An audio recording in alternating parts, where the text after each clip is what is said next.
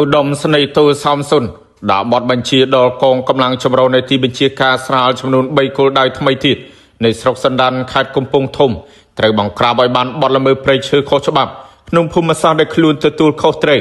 ខេត្តកំពង់ធំ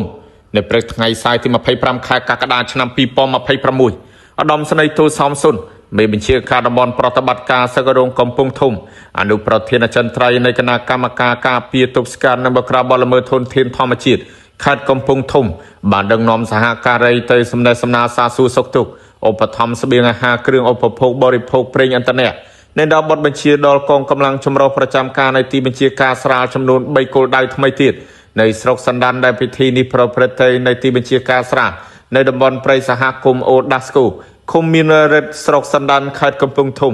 លោករស្នីតូអ៊ូសុធីមេបញ្ជាការផ្នែកសកលរងសណ្ដាននិងលោកអនុស្នេហ៍ឯកប្រេសឈុនឡៃអនុប្រធានទីបញ្ជាការស្រាលតំបន់អូសោ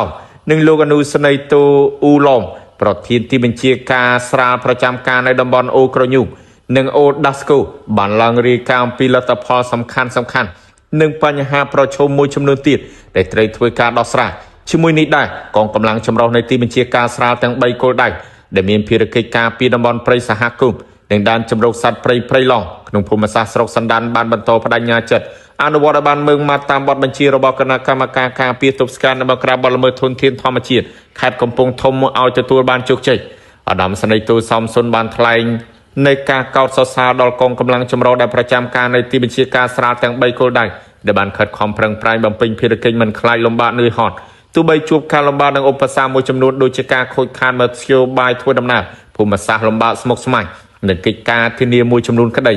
តែបងប្អូនបានខិតខំបំពេញភារកិច្ចប្រកបដោយស្មារតីទទួលខុសត្រូវខ្ពស់តាមផែនការដែលថ្នាក់ដឹកនាំបានប្រគល់ជូនឧត្តមស្នេហ៍ទូសំសុនបានដាក់បទបញ្ជាដល់កងកម្លាំងចម្រុះទាំងអស់ទី1ត្រូវបង្ក្រាបឲ្យបាននៅសកម្មភាពកាប់ទន្ទ្រានព្រៃឈើ